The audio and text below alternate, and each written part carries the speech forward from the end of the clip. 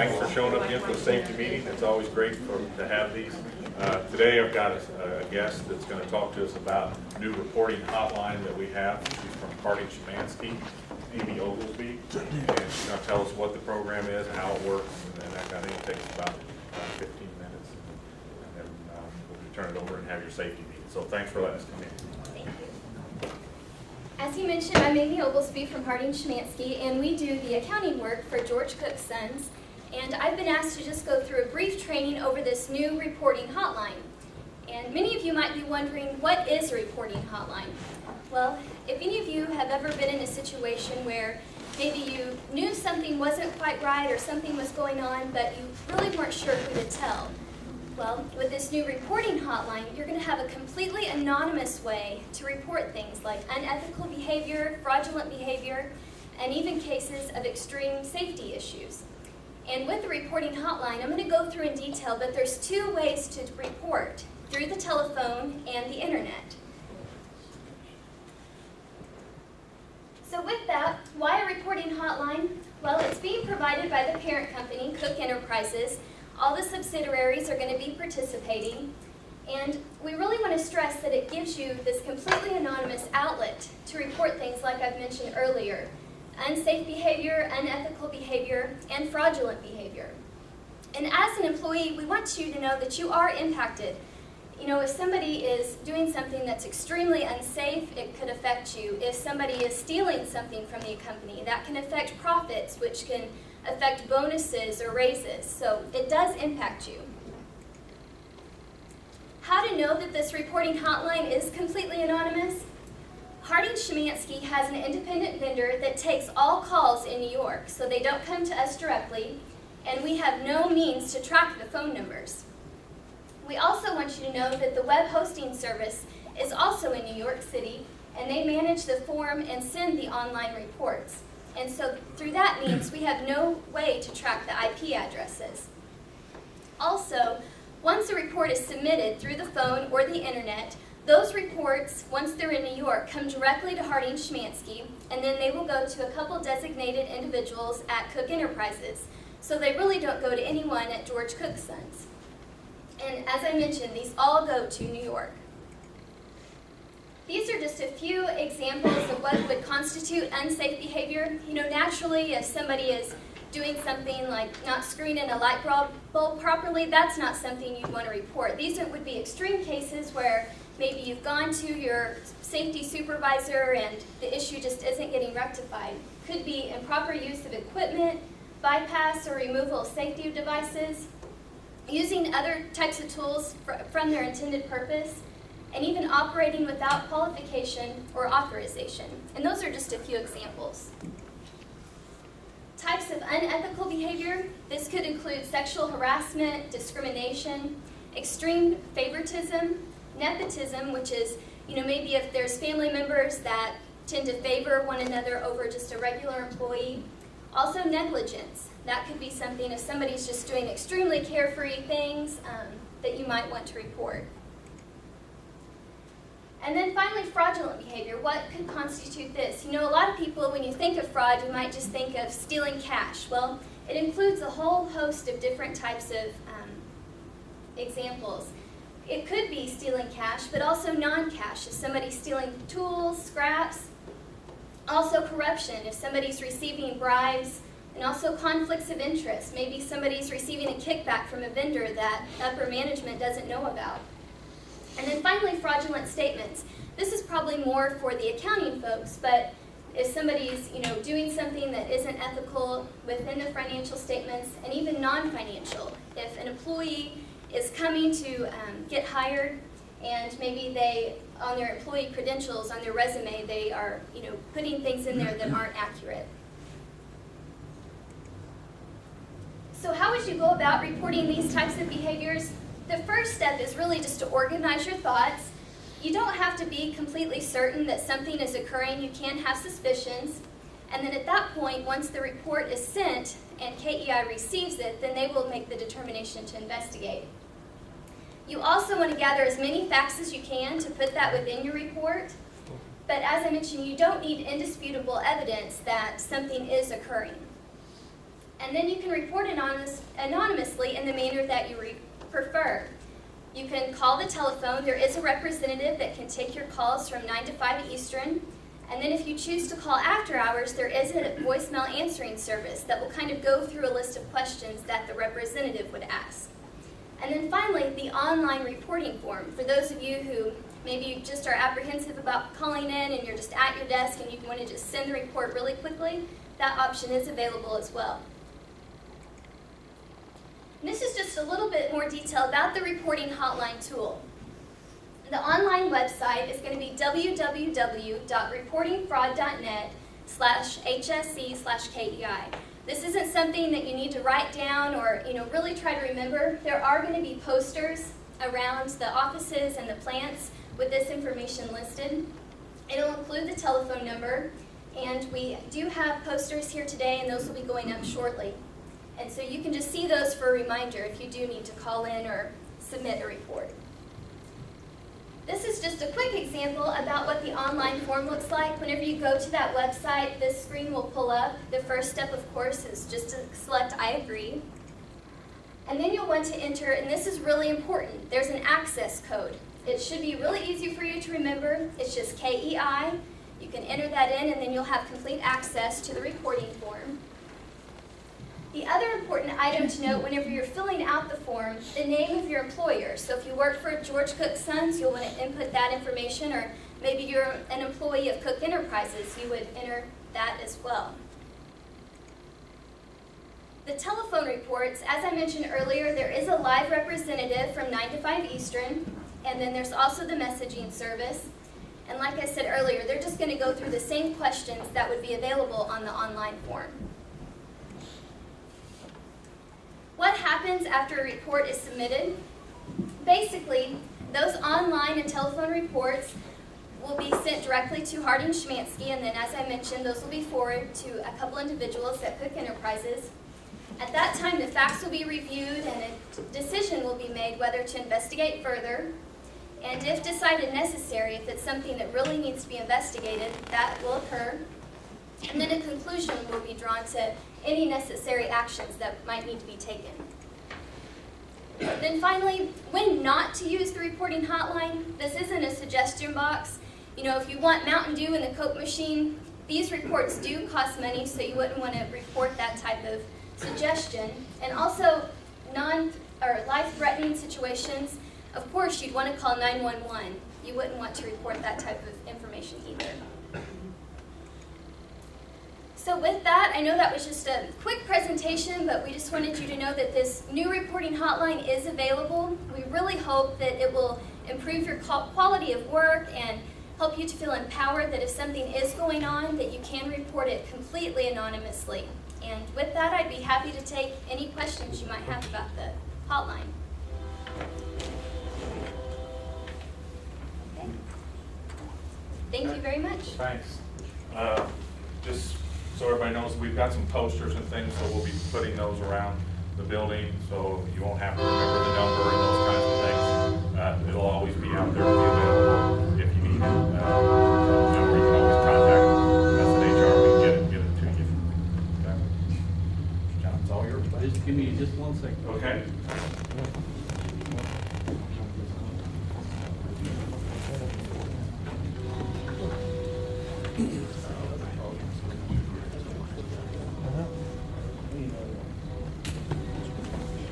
I'd like to introduce Officer Castle with the EPD again to give us another report on the west sector here in Evansville. And also I'd like to welcome Ron, Antonio, and Marcelo. I think this might be the first one you guys have been to. Okay. 4? All right. Really?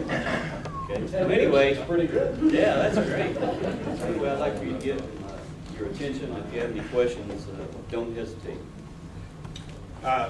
Like John said, my name is Officer Kyle Castle with the Evansville Police Department. I've been a police officer for 18 years here in Evansville. I work with the West Sector Crime Prevention Office. We do speeches like this with companies, schools, any organizations, just to let them know a little bit of what we do and how we can help you with your business and your everyday work. I did do this last year maybe, so some of you may have seen part of this program before. One of the things I want to hit on a little bit more this time is personal safety and business security.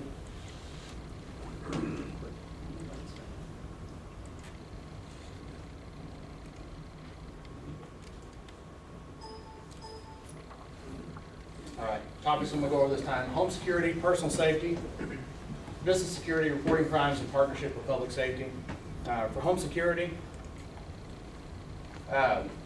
one of the things we offer through the Crime Prevention Office is a home security survey. It's about a 5-6 page security survey that we come out, look at your home, give you suggestions on what you can do to make your home a more safe place for you and your family, such as your locks, lighting, landscaping, window coverings, alarm systems, security systems, identifying your personal property, and your vehicle security. The second point there is called CEPTED, which is crime prevention through environmental design. You see the house here, just an example.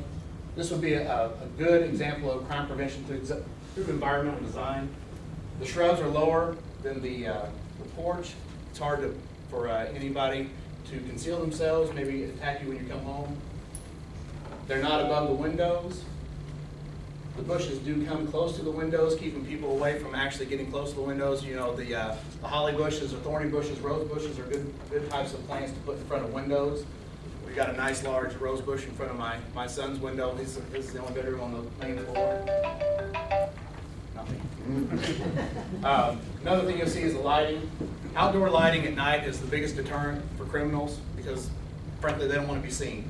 You know, a barking dog sometimes will shoot people away.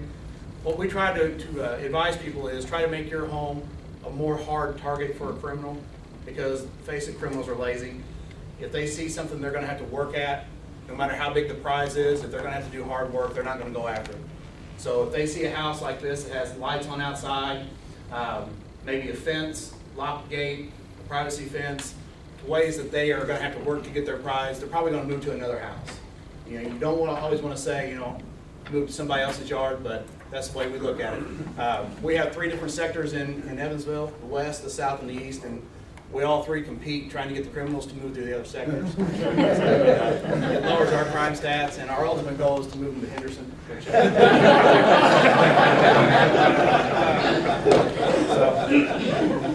get like a bonus if you get a moved out. You know, it's hard to track that, you know, actually how many people we get to move. This is just a short graph of a 4-month survey here of the west sector in 2011. You'll see the burglaries, and if anybody doesn't know the difference between burglary and theft, burglary is somebody breaking into your house to commit a felony, whether that be a felony battery, stealing something out of your house, or any type of felony they actually break into your home. Theft is actually just stealing something from somebody. So if it's something in your car, something on your porch, something in your yard, that's going to be actually theft. And criminal mischief is vandalism. So you see you're about 4 to 1 chance of being a victim of theft than you would be from burglary, and about a 3 to 1 victim of theft over criminal mischief. The biggest thing for criminal mischief we have is, you know, crime of opportunity, kids walking down the street, busting windows out of cars, slashing tires, doing damage to cars. All right, next thing I'd like to go over is personal safety. With personal safety, there's many things you can do right off the bat to make yourself not become a victim. When you're at home, when you're at work, when you're out shopping, whatever it is, be vigilant about your surroundings. Pay attention to your surroundings. You'll see people all the time, and I think it's just a reflection on society, walking with their head down, not wanting to make eye contact. And that's one of the biggest things that psychologists talk to criminals all the time in prison. And one reason they talk about not attacking people is because a person actually looked up and made eye contact. And why is that? Because now they can identify their attacker. So when you're getting out of the car at Walmart, grocery store, whatever, when you get out, look around. Make sure there's not somebody just standing behind the shopping cart display there where you put the shopping carts back, and they're looking around looking for victims. We don't have it so much at the west side Walmart, but the east side Walmart has a lot of car break-ins often. The west side is usually when one particular guy gets out of jail. And he recently got out of jail. So we just got him about 2 months ago. During the middle of the day, we had a GPS tracker on because we thought he was stealing things. He went through Wright's parking lot during football practice. It was in late August. A lot of the parents were there, so that immediately deterred him. He left Wright's parking lot, went down to Howe Park, broke into 2 cars at Howe Park, stole purses. Left Howe Park, went to Burdette Park, broke into 2 more cars, stole 2 more purses. So we got him pulled over. This is at least the 6th time we've arrested him in my 18 years, and he'll probably do 5 months in prison, come back out and do the same thing. So that's another thing. If you're gonna get out and shop, take your purse with you or lock it in the car, lock it in the trunk, excuse me. Valuables such as cell phones, money, GPSs. GPSs are a big item for kids that try to steal out of cars. Another one with that, if you are going to have a GPS unit in your car, you know, first thing most people do is type in their home address so they can go from there to certain points. Don't type in your home address, because if you're out shopping, somebody breaks into your car, gets your GPS and hits the home button, it takes them directly to your house. And where do they know you are? You're at a ball game, you're shopping. They know your house is empty, they can go burglarize your house. Purdue University, I think 2 years ago at a football game, had like 60, 70 cars broken into at a football game. They knew they were going to be at a football game for 3 hours. Broke in, found the local addresses, went and burglarized about 7 or 8 homes. Lost my place here.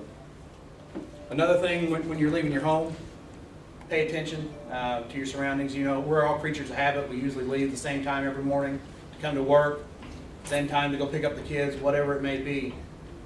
You're a creature of habit, so is everybody else in your neighborhood, so you know what's going on at certain times during the day. If you see something out of place that, you know, brings the hairs up on the back of your neck, you feel something just out of order, it probably is. Don't hesitate to call 911 and say, hey, you know, I saw a suspicious guy walking down the street. I've never seen him in my neighborhood before. Saw a suspicious car in my neighborhood, never seen them before. Because, you know, quite possibly they're there for the wrong reasons. And at worst, police officer, sheriff's department goes out, makes contact with the person, finds out the reason they're in the area. And what we do a lot of times is called a field interview, contact. We just get their name and information. And it's a great investigative tool for us, because if we have break-ins, say, like from your parking lot and from Bristol Myers, and motor patrol officers find a guy, write down his information, and we look him up and we see he's been arrested 4 or 5 times for burglary or theft. We know he really didn't have a reason to be in that area. We can follow up and look at him a little bit too. A lot of times I hear people talk about they don't want to bother 911 with something that's not an emergency. In Evansville, Edinburgh County, 911 is the preferred method to get a hold of law enforcement and fire department. Not emergency, emergency, whatever, because they can direct you to a certain department if you need to. But don't feel that you're bothering police officers, you're bothering the dispatchers, because that's what we're there for.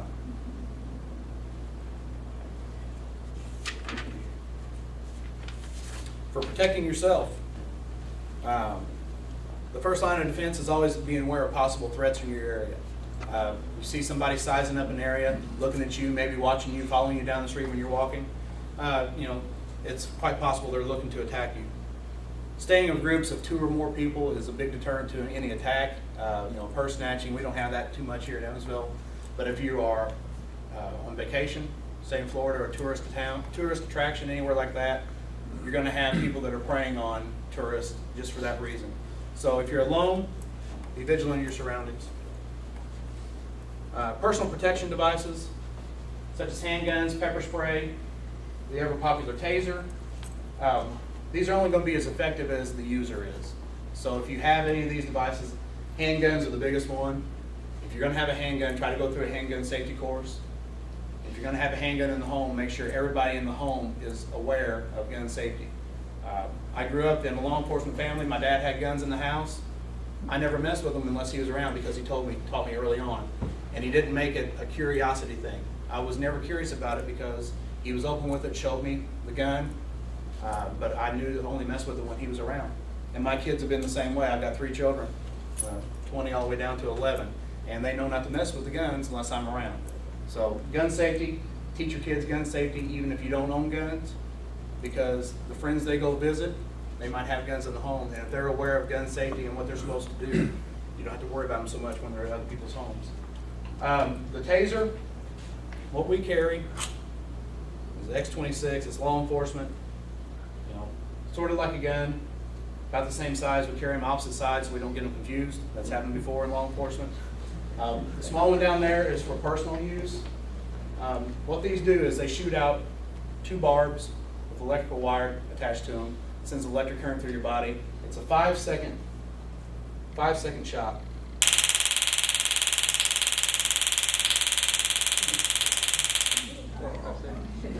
And that is the longest 5 seconds of your life. I got that done back in February. The first 3 seconds you think, oh, maybe I can handle this. The last 2 seconds you just want it to end and you're praying for it to end. The personal device there, the Taser sells. Taser is actually a brand name. It's an electronic stun device. Taser sells this one. You still have to have a personal protection permit to carry because it does expel the barbs. What this one is designed to do, and Taser backs it up, is you hit the button, barbs go out, you run. They will replace the Taser free of charge because what they want you to do in a personal protection type situation, zap the person, that gives you 5 seconds to get up and get away. What I just did was without the barbs. We can actually use that to stun somebody. And I'd like to thank Sam for volunteering. Come on up, Sam. What I did is called drive stun. You have to actually be in contact with the person, and that's not what Taser actually wants individuals to have to do. And you've seen it in the movies where somebody gets bumped with one of these drive stun guns and they fall down and convulse. It doesn't happen. The only time that they're going to be in pain is when that is in contact with you. Just like if you stuck your finger in a light socket or a wall outlet, you get the zap. As soon as you get away from it, the pain's gone. So what you see in the movies for these stun guns doesn't happen. People don't fall down. It does when the barbs are connected because it sends electricity through their body and makes their muscles tense. It does. Now here's crimes against people. The robberies. A robbery is when somebody actually uses force or threat of force to take something from somebody. So if I went to John and said, give me your money, and he gives me his money, it's theft. If I say, give me your money or I'm going to punch you in the nose, that's a robbery. Just like if somebody uses a gun to intimidate somebody, it's a robbery. The batteries, which is just somebody beating up somebody, hitting somebody, you see is a much larger number, and sexual assaults is a smaller number too. So you see you're about a 10 to 15 to 1 chance of being a victim of battery than you would be of robbery. And most of the time you see around Evansville, robberies and murders, violent crimes are done among people that you know. Just had a murder Sunday night, Monday morning. Caught the guys yesterday. All a bunch of acquaintances. I don't say so much of friends, but acquaintances. And they decided to rob him and ended up killing him. For business security, this is a big one here that we need to go over, just for the fact of how society has been going. We train yearly on active shooter encounters, and an active shooter, what we determine that is somebody that is actively going and shooting. The event is going on, Columbine shooting in the school, the theater shooting in Denver this year, or Aurora, business shootings. What we train on is actually getting to these scenes early, trying to end the threat and take care of it. And one thing we'd like for you to do, and we don't try to tell people all of our tactics, because normally, I'm not saying it's you, but if I would come to talk to a company and tell you guys our tactics, it's likely that one of you is going to be the shooter. And if I tell you all our tactics, you know what we're going to do, and the surprise element is gone. But one thing you can do as an employee, if something like that were to happen, is get out of the killing zone, is what we call it. Is make sure you get yourself in a locked, secure room, get out a window, get out a door, and get out of the area. What studies have found with the people that are doing these workplace violence, school shootings, they have a specific plan, and when they're going through their plan, they think that set A of problems is going to happen, and that's what they've got their mindset on. And when anything changes that solution, they have to start thinking of more ways to react to it.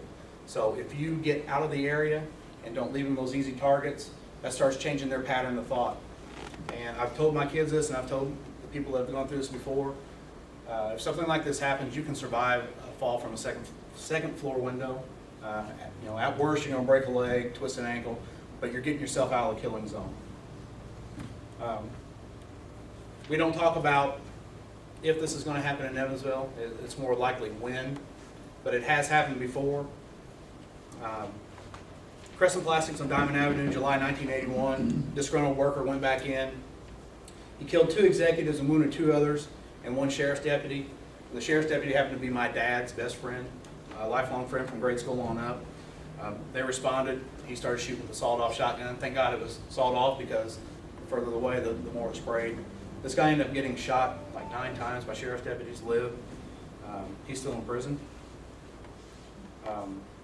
Shooting happened in Henderson, Kentucky Plastic Factory in June of 2008. Worker, disgruntled, goes to work overnight, killed 5 employees and killed himself. Finding an outdoor exit. You know your building very well, in the offices, in the plant, wherever, where the outdoor exits are that lead you out of danger. Just remember where you are at all times and know where those things are in case something like that does happen. Intervention is probably the best line of defense against any of this. If you're a supervisor, you supervise people, and you see somebody that's just having a hard time, you know, maybe talk with them a little bit, figure out what their problem is going on. Same thing with teachers at school. You want them to be vigilant about their students. If they're seeing the early warning signs about what's going on, that's the best deterrent to these situations. Severe weather, natural disasters. Our big thing around here is going to be tornadoes, severe thunderstorms, and even earthquakes and fires. Flooding, not so much, because just where we are. I'm sure you probably have a natural disaster code of what you do during these things. You know, if the alarms go off, the best place to be is an interior office. Fraud, that's been kind of covered in the previous presentation. You can always contact your supervisors, the hotline, let things go on. Workplace fraud is not just something that's handled internally. We do have a fraud unit that handles employee theft, any type of employee fraud. I know you guys have quite a large amount of metal. Scrap metal theft in Evansville right now is through the roof. You'll see people daily getting arrested, stealing aluminum siding off of vacant houses, getting into vacant houses, stealing the copper piping out, breaking into the air conditioning units, stealing condensers. So they're tearing up thousands of dollars worth of equipment to get $50 worth of copper and scrap them out. So, you know, that's even maybe a profitable thing for somebody in a business like this. I'd hate for that to happen, but that needs to be reported. Reporting crimes. First thing we always talk about is don't try to be a hero, be a good witness. And we teach that in our police academy. We teach it in our citizens academy. Teach it to new officers, teach it to old officers yearly. More and more I'm arming myself when I'm out and about, just for my safety, my kids' safety, and anything that would happen, just the way society is going. There's times when I'm not armed out in public, and what use am I to try to be a hero when I'm not armed, I'm not equipped, I'm not ready to take care of business? The best thing I can do is sit back, be a good witness, help the responding officers when they get there. I don't know, has anybody ever been in a store when it's been robbed? Anything, convenience store, scary? No, I had to report. I worked at the store. Yeah, I mean, a lot of times when these things happen, people don't realize it's happening and think it's a joke. And you don't really get scared until after the fact, and you think, oh crap, what could have happened? I don't know if anybody here knows Chris Pugh. He's our assistant chief now. A couple of years ago, he's going to Florida with his family, driving overnight, you know, like a lot of us idiots do. We drive overnight so our family can sleep. He stops just south of Atlanta at a convenience store, you know, on the interstate. He's armed himself. He's got his gun under his front seat in his truck, like we all do. He and his son or daughter, I can't remember, going to the convenience store to use the restroom. His child is in the restroom. He's just kind of standing there waiting for him to come out. Black gentleman, I'll use that term loosely, walks into the store, pulls his hoodie over, and starts reaching in his pants. Looks up and sees Chris and turns and leaves. And Chris is thinking, oh great, I've got my gun. Out in the car. So the best thing he could have done that night was be a good witness, you know, not to try to take police action. That's what we try to ask you guys to do. Anybody that's not trained, stand back, be a good witness, give us a good description, and be specific of what you saw. One big thing you see in convenience store robberies, bank robberies, any type of large scale thing, is there's going to be more than one person. There's going to be an accomplice, there's going to be a lookout, there's going to be a driver, and there's going to be more than one person involved. So even me as a police officer, if I take care of the first threat, the robber, I've got to watch out because a buddy might have been in the back of the store just casing and telling him when it was safe to come in. Remember that your own personal safety comes first, and any property can always be recovered or replaced. If you guys have kids or relatives that work in the convenience store, bank, anything like that, anything that the person is going to steal is not worth your life or your personal safety. Give it up, let them leave the store, and let law enforcement handle it. Reporting crimes in a timely manner is very important to us. That way we can get descriptions out, we can give direction of travel of the person that might have done this. When we handle this, there's evidence that can be lost if time goes by. Talked about this earlier, reporting any suspicious activity may seem small to you, but as officers we might look at certain areas for this type of criminal act. If you see a guy, John's called me before about the vagrants that walk through here. We used to have a problem with people sleeping under the bridge, which as soon as it starts getting colder, we start having more and more of the homeless that will be under the bridges taking shelter. If you see them walking through the parking lot, looking through cars, call us. We'll take care of that. And what that gives us is an idea of where criminal activity is happening. So even if nothing's stolen this time, we can direct our patrols, motor patrol, first, second, third shift, of where to be and where activity might be happening. We can have direct patrol in these higher crime areas and watch for crime patterns.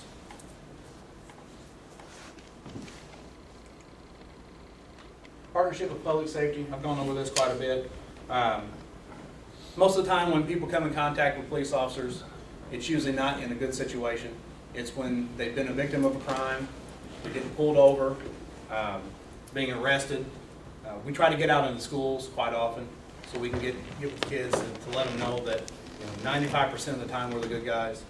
We're not the fire department, everybody loves firemen, but not everybody loves policemen all the time. It's only when you pull us over. Always. And you always know another policeman, right? Yeah. That doesn't help, by the way. One of my favorites, I pulled a guy over and he asked if he knew, hey, do you know so-and-so, which happened to be my best friend on the police department. I said, yeah, I hate that asshole. So I guess he never tried to drop a name again. It's good to remember. We try to ask you lost my train of thought. Well, I ask you to understand the way we handle ourselves in situations sometimes may seem impersonal or cold or even rude. And sometimes that's just because we're trying to get the job done efficiently. A lot of times at wrecks, that might be a place where you guys come in contact with police officers. We're asking specific questions to handle certain things in a specific manner and in a certain order so we can get things handled. We have to have, if we have the fire department show up or ambulance, we have to get their numbers, we have to get their captain's name, we have to give information to the fire captain, we have to give information to the AMR driver, the paramedic. So sometimes we might seem that we're being cold and abrupt, but there's a reason for it. We're not just all turds, being smart asses. So we try to stay professional in most cases, but try to remember we're still human. And sometimes our emotions, feelings come through in the wrong way. I've told people before, you never know what the officer just had to handle 20 minutes before he shows up to your house to take a burglary report. The things that we see daily, weekly, yearly are sometimes nasty, and we're not the best at asking for help. So, the officer just might have handled a baby that got beat up, battered, injured, and he's coming to your house and he's still got that on the back of his mind of what he just saw, and you're upset about your kid's PlayStation getting stolen, and he sees that that's really not that important. I'm still thinking about that baby. So take that into consideration sometimes. Just like we try to take it into consideration when we pull somebody over and they explain to us they've had a bad day, they just had this happen, this happened, this happened, and we understand we're all human. Another thing, this is my pet peeve since I've been a police officer, is people telling their children, you see that police officer over there, if you don't behave, I'm going to have him come get you. Because all that does is make the child afraid of police officers. And like I've told you, we're here to help. We try to get out in the schools. Our office is right behind Delaware School. We go over and play kickball with them about once or twice a month, just trying to get more interaction with the kids to let them know that we're not here to to scare them, not here to take them to jail, we're here to help. And anytime I hear a parent say that, I immediately go correct the parent and make them feel about this tall in front of their kid. And it's all about building relationships, so the parent will trust us, the children will trust us, and they'll seek us out if they ever need help. My job that I've done here as a crime prevention officer gets me out in the community to be able to talk to people more in a informal basis, a one-to-one basis. And John was asking earlier about the ride-along program. We do offer that still.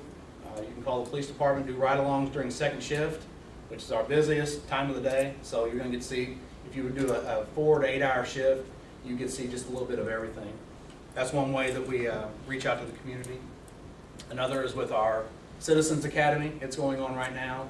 It's about a 8-week program, and they meet once a week, go over different facets of the police department, our narcotics division, adult investigations, juvenile investigations, our K-9. Our K-9 is always the most popular thing because they go out to the FOP camp and do the K-9 demonstration, which is it's really interesting to see how the dogs work. Our K-9 unit has won national championships a couple different times, always ranked in the top 10 in the nation.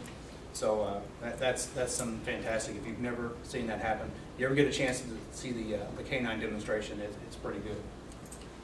And the last thing I'll go over, and I don't even have it on here, the biggest epidemic we have in Evansville is methamphetamine and the synthetic marijuana and bath salts. I don't know if anybody's ever heard of bath salts on TV. It's only bath salts because that's what the manufacturers have put on these products. Is a designer drug, which means it's synthetic, it's been manufactured. And what it does, it mimics heroin, it mimics LSD, it mimics cocaine, methamphetamine, and nobody knows the ingredients that are in these things because they're mainly manufactured in China. It's giving people superhuman strength, no cognitive abilities to reason things out. The most famous has been the guy down in Miami that was butt naked, chewing on the homeless guy's face. Officers hit him with a taser, kept going at it, ended up having to shoot and kill the guy. He was on bath salts. Another thing is the synthetic, they call it synthetic marijuana, but it is synthetic cannabis. The Indiana legislature has just passed emergency law prohibiting all of it. You know, the smoke shop down here on Franklin Street has done probably about $500,000 worth of business in the last 2 months on these things. They're selling little packages of a gram of this stuff for $20. It's costing them about $1.50 a package. So that's something we're trying to combat. And our biggest problem, of course, is methamphetamine. So if any of you have any connections to our legislature, try to get them to enact laws that would make Sudafed a controlled substance to where it be prescription only. Brock Hensley, one of our investigators that's in the meth suppression unit, does this talk fantastic. He talks about how the Sudafed, if it would be a prescription drug, would be inconvenient just for the meth cooks because there's 145 other products that do the same thing as Sudafed that actually do a better job and are better for you. So you'll see, if you ever go to Walmart, spend 10 minutes next to the pharmacy counter, and you'll see the people that are going there to buy Sudafed in June for their cold. And they're not asking for a specific product, they're asking for the size and the number of the pills. They'll ask for, give me a box of 2120s, which is 20 pills of 120 milligrams of Sudafed. Walmart West used to be the highest selling Sudafed dealer in the nation. And legislators in Kentucky and Arkansas really pushed Walmart. I guess the right people contacted the right people with Walmart about how bad the problem was with them. And Walmart has started a program. I don't know if anybody has gone to buy Sudafed or Claritin or anything at Walmart. They actually get you with the pharmacist now. The pharmacist asks you what your symptoms are. I was in uniform one day going to get Sudafed for myself. She's asking me what my symptoms are. Why do you think you need Sudafed? I said, because I can't breathe. So Walmart has pushed that, but unfortunately CVS, Walgreens, the mom and pop stores, they haven't pushed it so much. Walmart, you can get every ingredient for methamphetamine at Walmart to manufacture it. A couple different cases, people actually been making the meth in the Walmart, hiding in the aisles making the meth. So If you see anything, I don't know if anybody's ever gone through the classes or seen it on TV, the 2-liter bottles, the small 20-ounce bottles with hoses coming out the top and the bubbling, leave it alone. That's what we're instructed to do. Leave it alone, call the fire department. If you see what we call a lab trash from a methamphetamine lab, a lot of people are doing their meth labs or one pots, putting it in a trash bag and throwing it in an alley. If you happen to see that, call 911. Don't try to mess with it.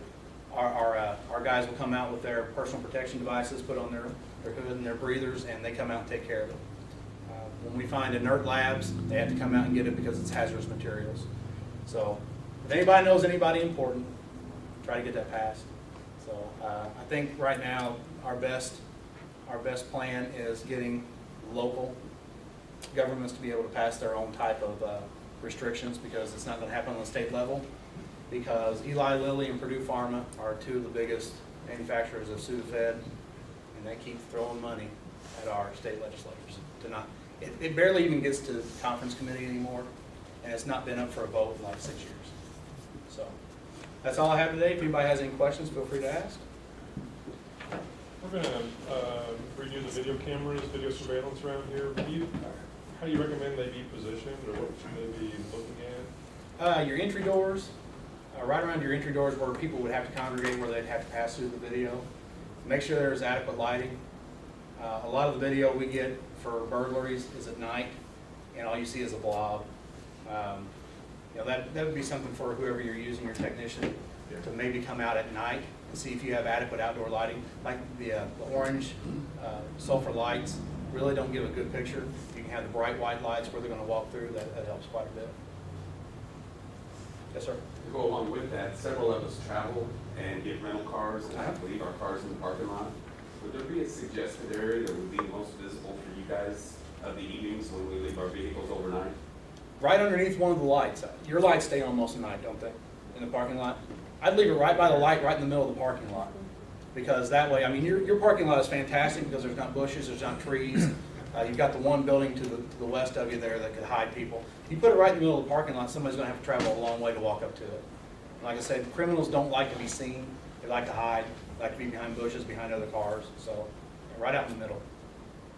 And the Lloyd Expressway is nice to turn too, because there's a lot of people going by. All right. Thank you very much. Thanks a lot.